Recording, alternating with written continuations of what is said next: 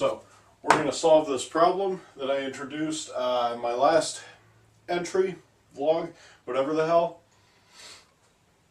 I tried to tape this before, and it didn't come out so well. It might be a little bit difficult to see what I'm drawing up here. And if that's the case, I apologize. I'll watch this video again when I finish. And if it looks like it's too difficult to see things, I just won't do this type of thing anymore with the board. Kind of dealing with a little head cold here. I hope it's not Ebola! It's been like 2 weeks since the last video that I posted, in which I suggested that you calm the fuck down about it already, because it's really not a concern. And people are still freaking out over it. It's mostly, again, conservatives, who I hate, idiots, stupid people.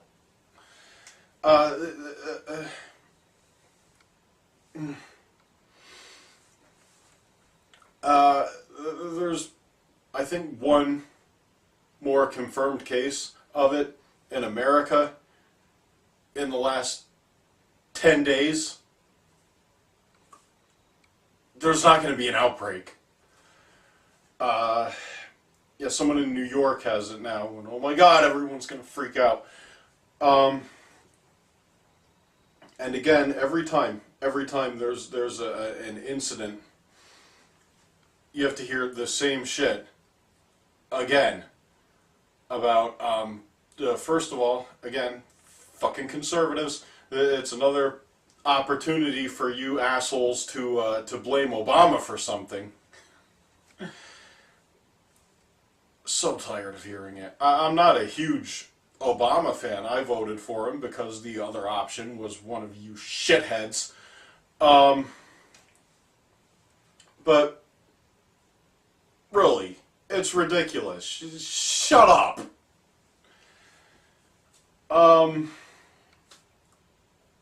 Yeah, you don't need to be concerned about it. You're not going to get it. The case that just came out, that the guy came here from Africa, because that's where you get it.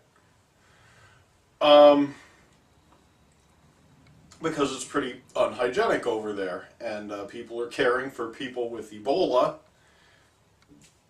That substantially increases your risk. By the way, if you're not, personally caring for someone with Ebola, and you're not coming into direct contact with their bodily fluids, your risk is zero. And I've told this to people, and they're like, well, we just don't know. Well, yeah, we do know. We know it's very difficult to contract it.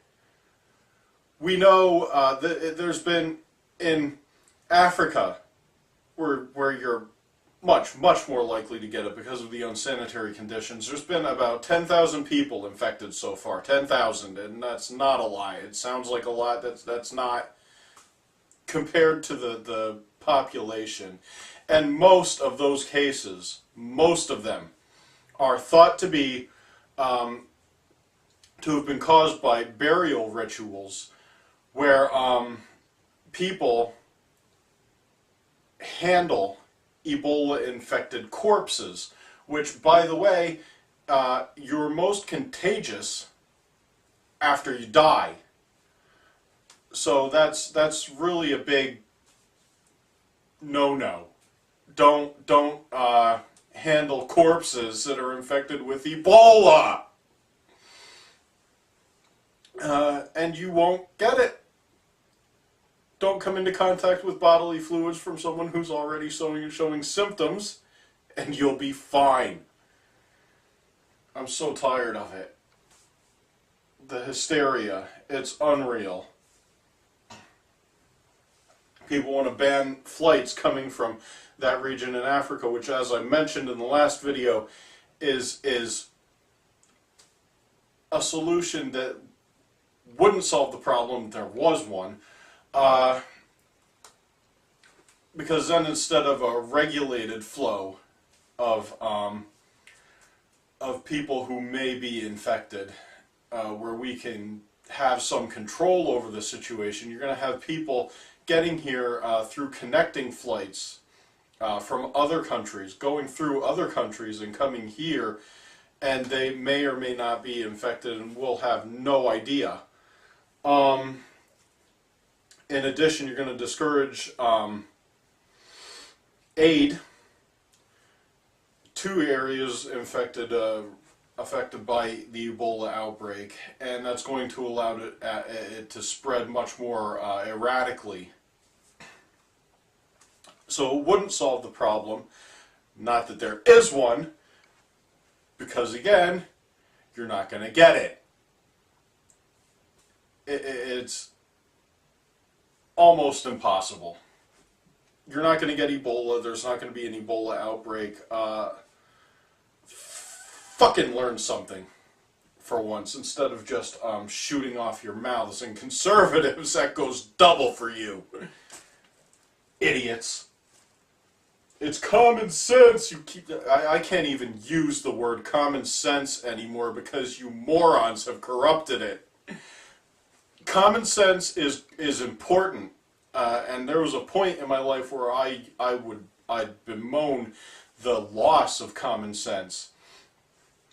The common statement being that the tragedy is that common sense is no longer common, but you people have corrupted that term because you use it. It's synonymous with irresponsible simplicity, which is just your excuse for not educating yourself. I'm getting really sidetracked here, aren't I? Yeah. You may recall this problem, which I'm going to show you how to solve now. We have 3 circles, which we're going to assume to be equal in size, with a radius. We're going to say the radius is 8. And there's one circle in the middle, tangent to these 3, and we want to determine the radius of the interior circle. So there's a couple of things we're going to have to go over first. Again, I really hope you can see this. I'm going to try to draw nice and big. If you can't, I don't know, maybe you want to get a piece of paper and follow along.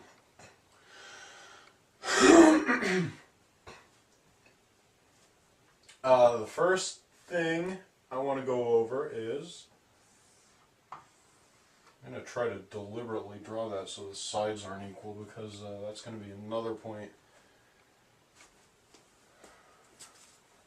later.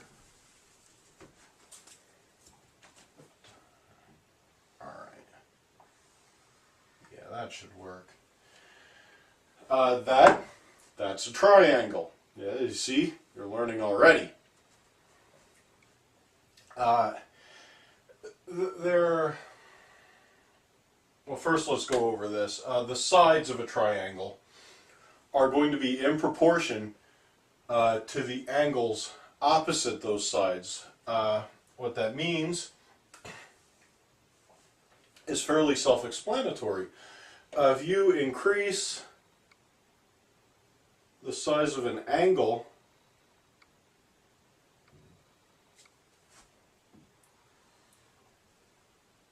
you increase the length of the side across from that angle.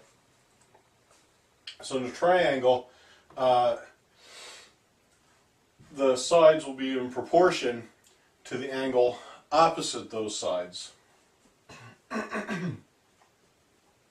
the angles of a triangle will always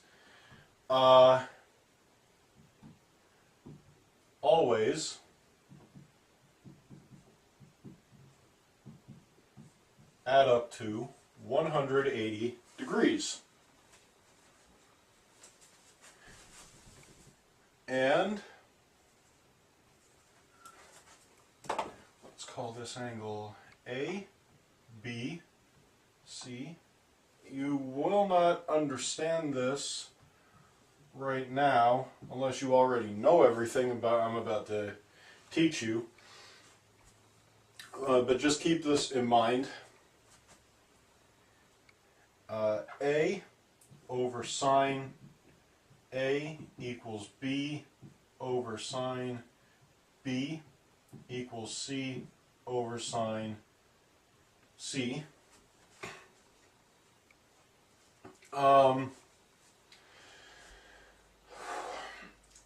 The side,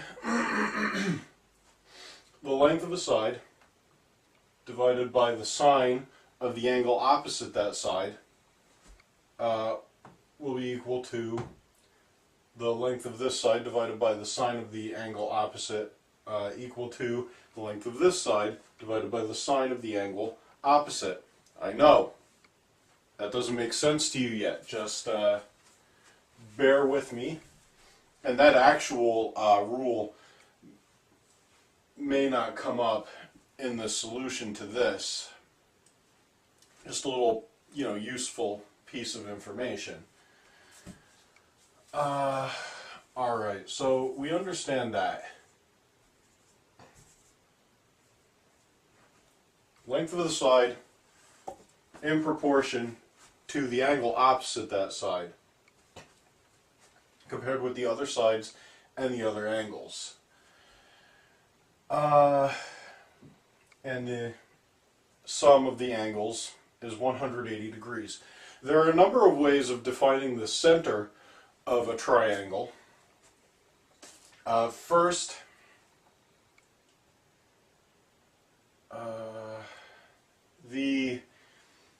let's begin with the in-center.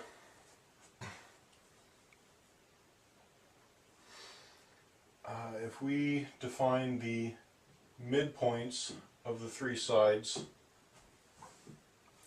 and we draw a line from the vertex, from a vertex to the midpoint of the opposite side, that's called a median. The median bisects this side, and bisects is a math term that means it cuts it in half. That's all we mean when we're saying it bisects. And if we draw, well, just a rough estimate here, but the point where the three medians intersect is called the in-center.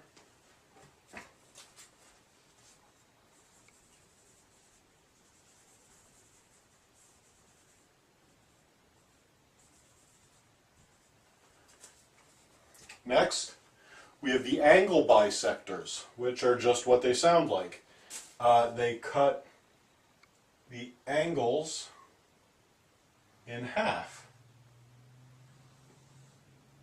And of course, these aren't intersecting because I'm drawing this really fast here. But when you're drawing it without sucking at it, the angle bisectors, which, let's say this angle here is, I don't know, 100 degrees. The angle bisector cuts it in half. You have a 50-degree angle here and a 50-degree angle here. The angle bisectors intersect at a point called the centroid. So we've got the medians intersecting at the in-center, the angle bisectors intersecting at the centroid. Now we're going to look at Again, let's define the midpoint of these sides. The perpendicular bisectors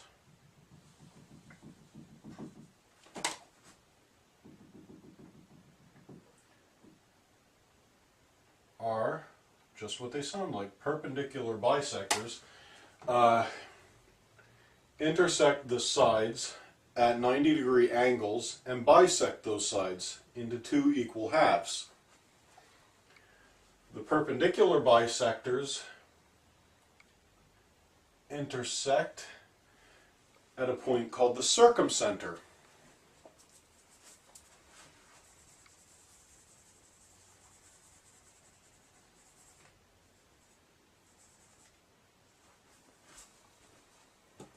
And last, we have the altitudes, which are points drawn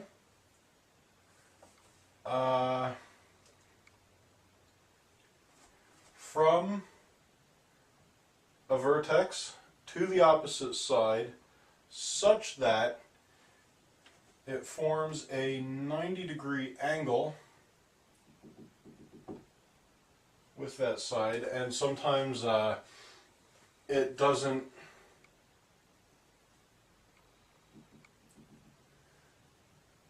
even occur inside the triangle.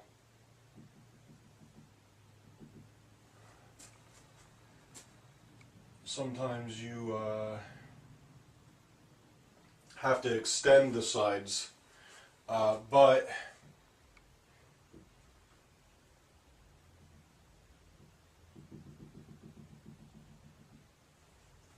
they're drawn such that,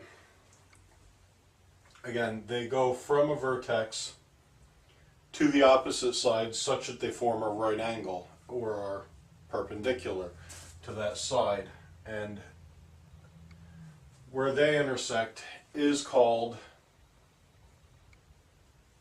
the, did I get that right? It's not really important. Where the perpendicular, I'm sorry, the altitudes intersect is called the orthocenter. So we're thoroughly confused now, right? None of this is all that important, I'm just explaining it. You've got those four different ways of defining the center of a triangle. Now, fortunately, this is going to be really easy. When you're dealing with an equilateral triangle, all right, which is a triangle where the three sides are equal. And remember,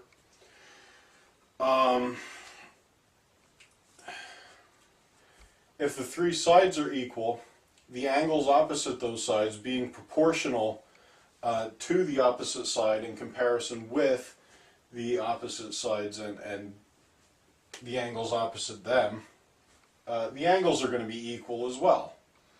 And being that the sum of the angles is 180 degrees, you just divide 180 by 3, and each of these angles is 60 degrees. Equilateral triangle, all sides are equal, all three angles 60 degrees. The other great thing about an equilateral triangle is if you draw a line from each vertex to the midpoint of the side opposite that vertex,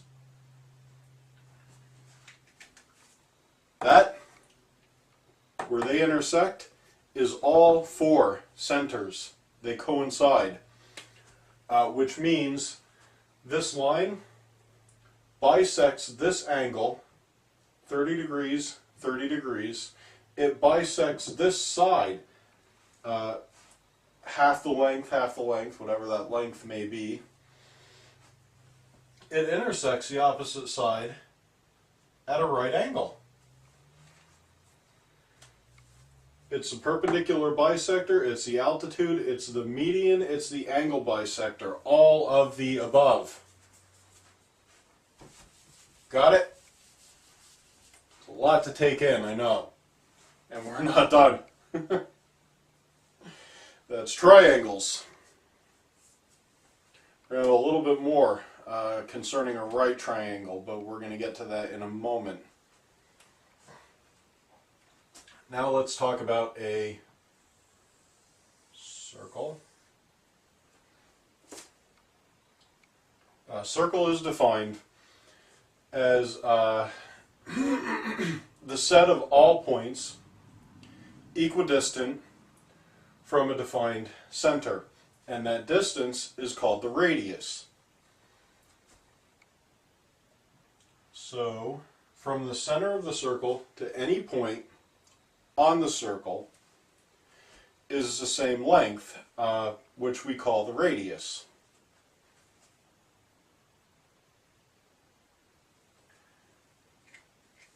The length across the circle, comprised of two radii. Radii is a plural of radius, in case it wasn't obvious. That's called the diameter. The ratio of a circle's circumference, that's the distance around it. It's circumference over diameter is equal to a number you may have heard of, pi. This isn't really important or relevant to this. Again, a little bit more useful information. The number represented by the Greek letter pi is the ratio of any circle's circumference to its diameter. Circumference divided by diameter equals pi, which, by the way, is approximately 3.14151592653589799323384622684197169399375110. I'm good. That's 50 digits. If you were measuring a distance in light years, 50 decimal places would be accurate to within the width of a proton. Fuck yeah. Alright, so we're going to define this as 0 degrees, this as 90 degrees,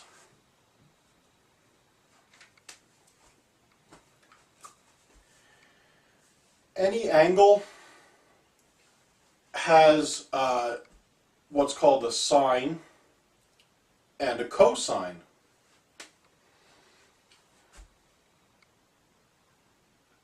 Really, we're just going to be dealing with the angles between 0 and 90 degrees. If we call this the center, let's take a random, not necessarily random, but let's take the angle 30 degrees. I'll draw a line out to that. The sine and cosine of an angle, with 4 exceptions, is going to be a number between positive or negative, depending on where we are on here, but it's going to be a number between 0 and 1. And it tells you the percentage of the radius covered by a length to that angle. If we drop a line from 30 degrees down to this line here, the radius is 0 degrees, the sine of 30 degrees is the percentage of the radius from here to there.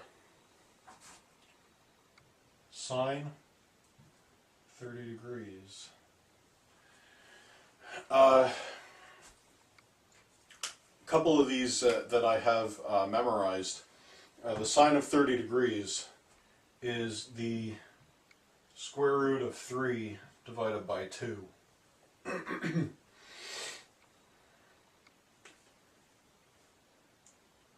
Oh, damn it. Yeah, I got my terms mixed up. I'm sorry. Cosine, that's the cosine.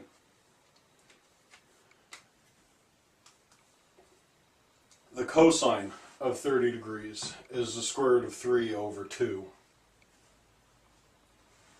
Really making this more confusing than it needs to be. Cosine. Length horizontally, x coordinate is the cosine of your angle.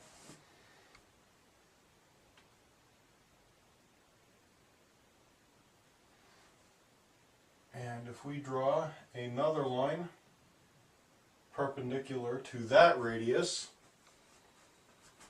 the length of this line from here to here is the sine of your angle. The portion of the radius, rather. And the sine of 30 degrees is 1/2, 0.5, 50%. Which, if I'd drawn this correctly, as you can see, I'm really half-assing this. If I'd drawn it correctly, that length would be half of this radius. The square root of 3 is about 1.73 divided by 2 equals about 0.86, which is 86%. That, the length from here to here, would be 86% of this radius. Getting a feel for this, if we use another example briefly, just to really drive this point home.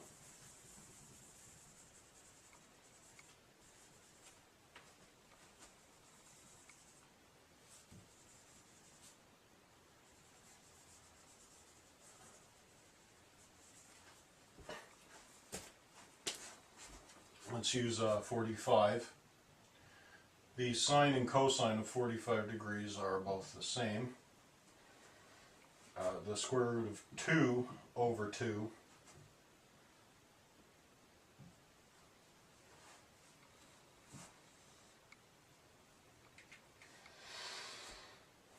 which is the square root of 2 is about 1.4 divided by 2 is about 0.7.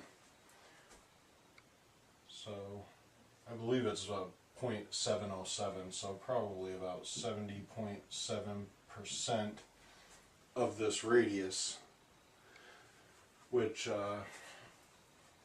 so let's say we have a radius of, I don't know, 100. The length from here to here would then be 70.7, and the length from here to here, here to here, which is the same as here to here, would also be 70.7, and this length would be 100. And what we now have here is a right triangle. Right triangle is a triangle with one angle equaling 90 degrees.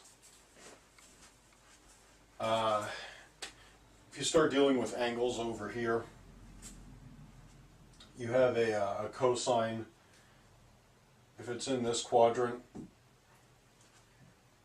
you'll have a negative cosine and a positive sine. If it's in this quadrant, you'll have a negative cosine and negative sine, and if it's in this quadrant, you'll have a positive cosine and a negative sine. Not really important. Just good to know. So, we're going to get rid of everything but our right triangle. Why? Because by reviewing that, I've demonstrated a property of right triangles that will be very helpful to us.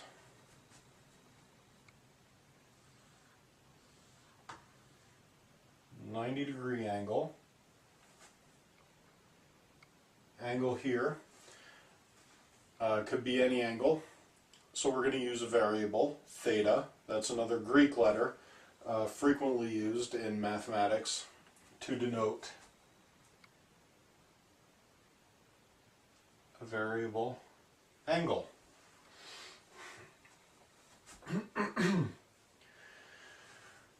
The side opposite the right angle is called the hypotenuse.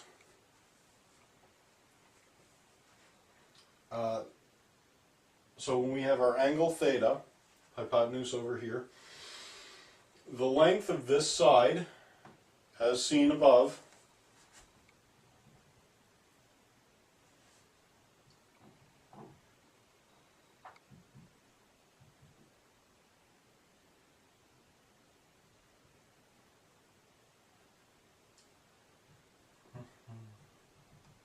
sorry about this. All right.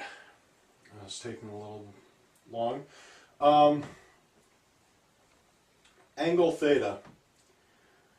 The side adjacent to that angle, the length of that side, will be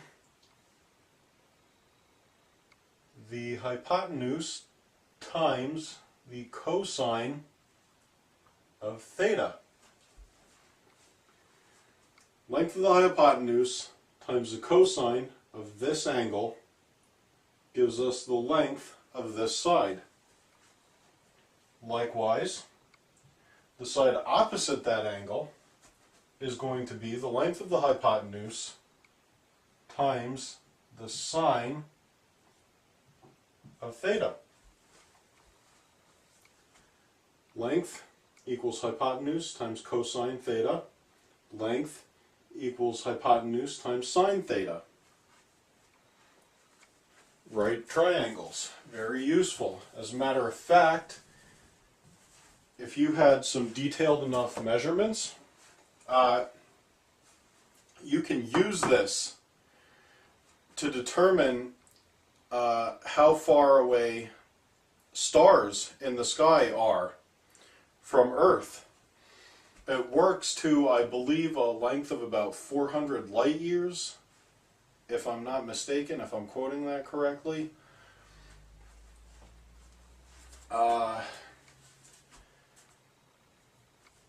You need some really, really detailed measurements, but basically, because we know the distance of the Earth from the Sun to be about 93 million miles, if you take a star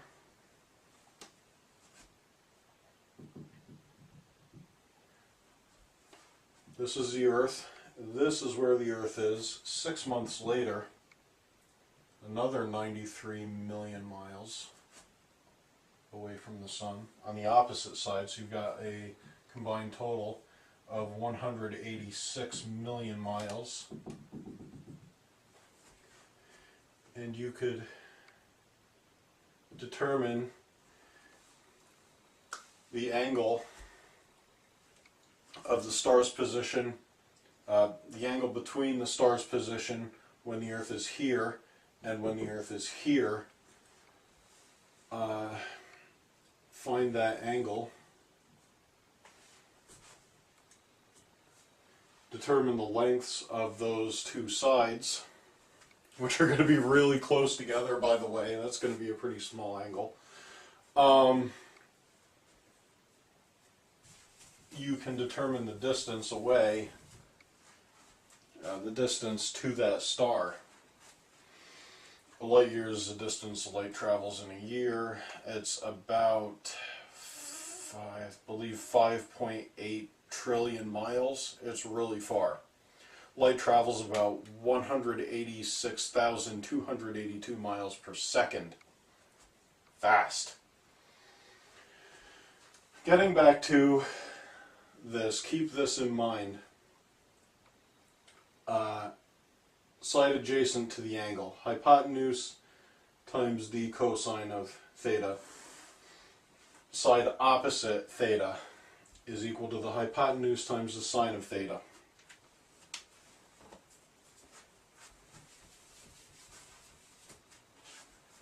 I know, I probably lost you long ago.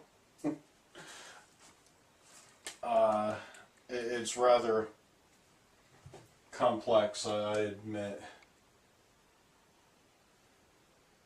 Now,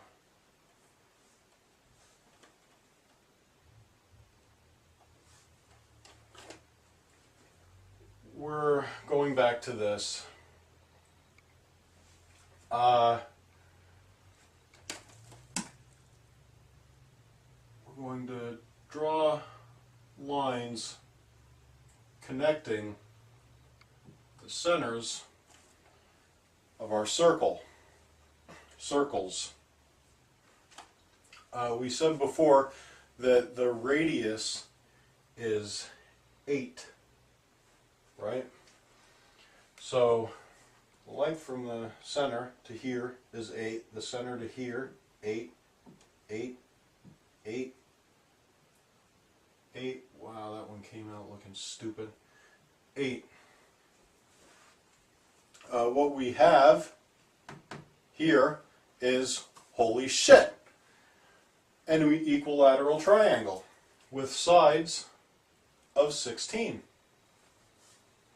While I'm at it, I'm going to go ahead and define the center of that circle.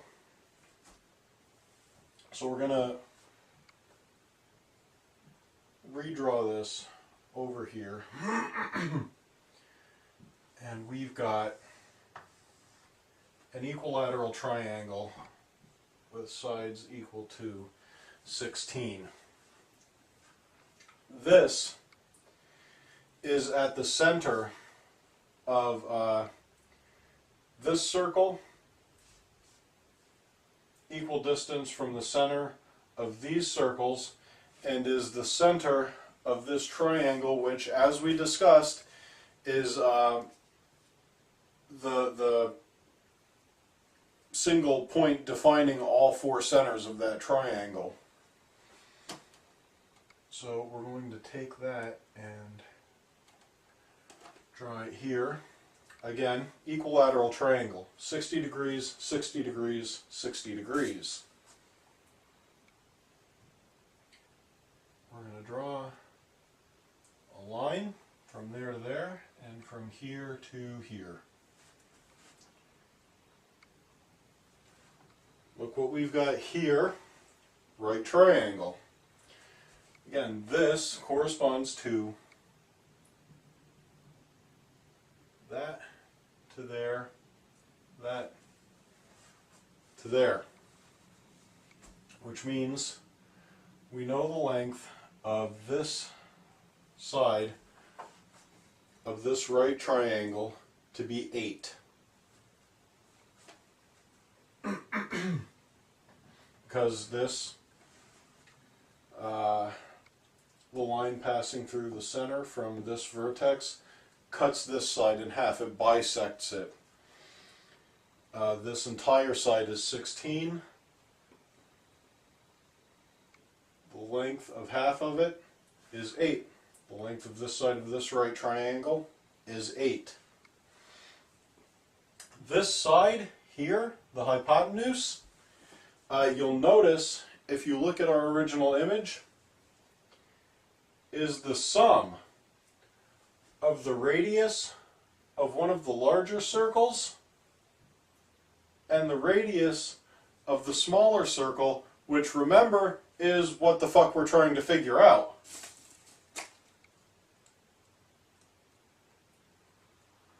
So,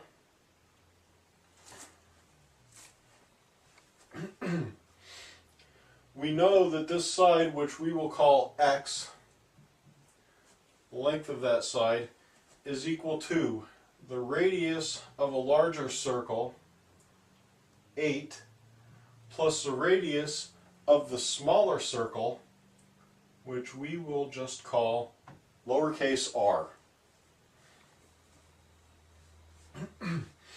Again, we know we've got a right triangle here. We know we have a 60-degree angle here bisected by this line, which means here we have a 30-degree angle. 90 and 30 is 120. This is it's almost instinctive at this point, but I'm going to explain this for you. 90 and 30 is 120, so 180 minus 120, because remember these three angles have to add up to 180 degrees, means that angle is 60.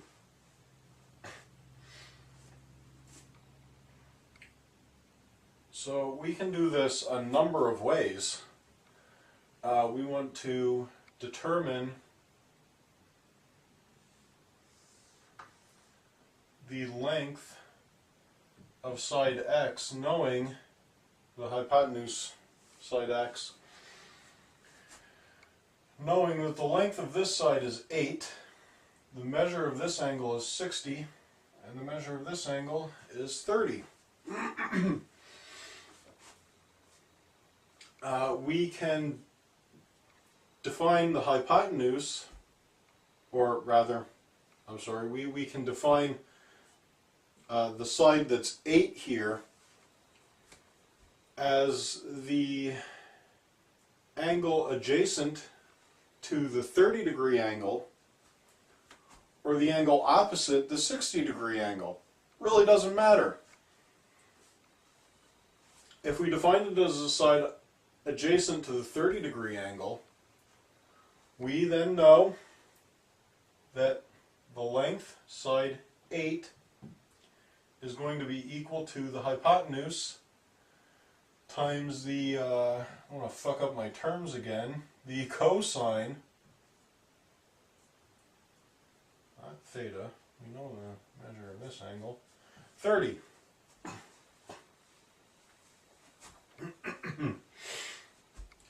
If we just define it as the side opposite the 60-degree angle, we can say that the side equal to that we know equal to 8 is equal to the hypotenuse times the sine of 60 degrees. You may not know this. The cosine of 30 degrees and the sine of 60 degrees are the same. It's the square root of 3 over 2. So, actually I'm going to leave that up there. 8 equals x times the square root of 3 over 2. We're getting closer. If we want to solve for x, again, I apologize, I'm not going to take the time to teach you algebra. But basically, if we want to solve for x, we divide both sides of the equation by the square root of 3 over 2, and dividing by the square root of 3 over 2 is the same as multiplying by 2 over the square root of 3. So we're going to multiply 8 by 2 over the square root of 3, which gives us 16 over the square root of 3 equals x. And again, we've already determined that the length of x is equal to 8 plus the radius of the smaller circle. So, x equals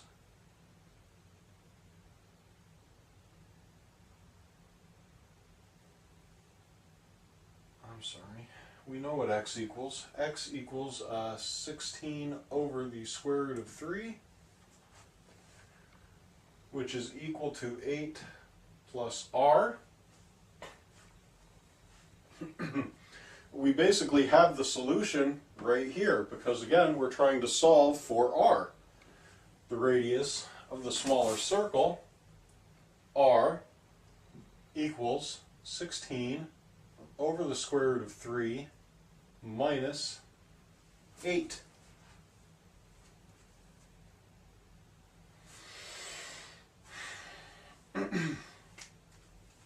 To solve this, the square root of 3 was about 1.73. God damn it. This is one of the few times you're ever going to see me use a calculator, because I really don't have the time to sit here and do this manually.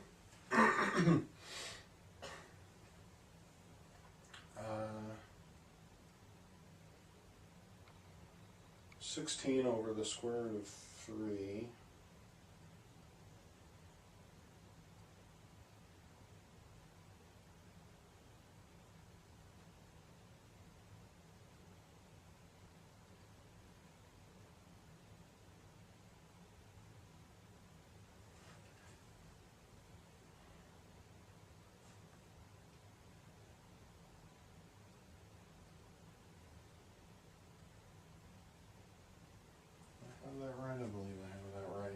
16 over the square root of 3 is equal to about 9.24.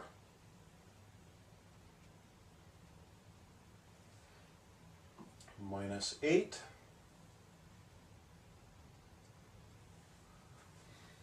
R equals 9.24 minus 8 equals 1.24. Radius of the smaller interior circle is equal to 1.24. We're not done though.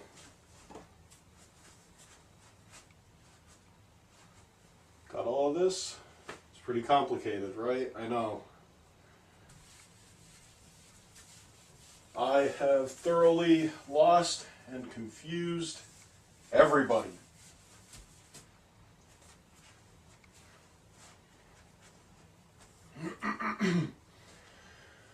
We have just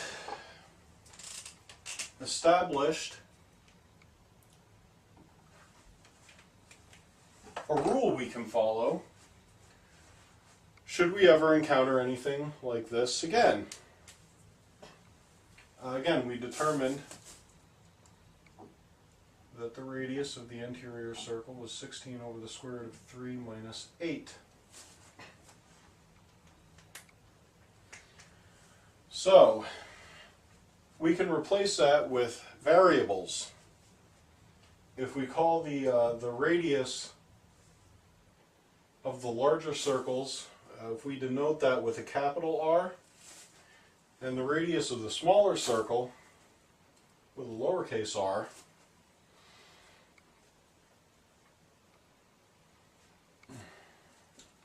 again, our equation that we determined basically equates to 2 times the radius of the larger circle, one of the larger circles, any of the larger circles, are all the same, divided by the square root of 3 minus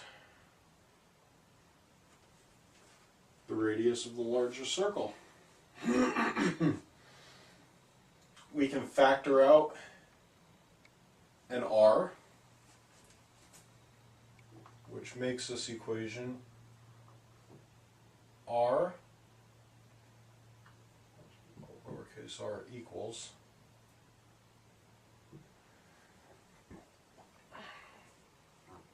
r times 2 over the square root of 3 minus 1. Again, son of a bitch, I'm gonna whip out the calculator.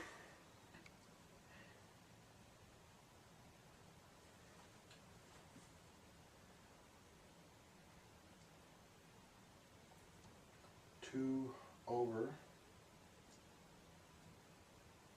square root of 3. 2 over the square root of 3 is equal to about 1 point, or round that off to 155.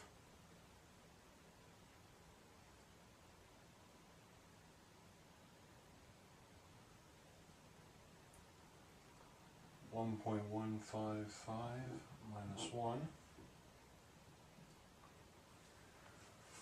which means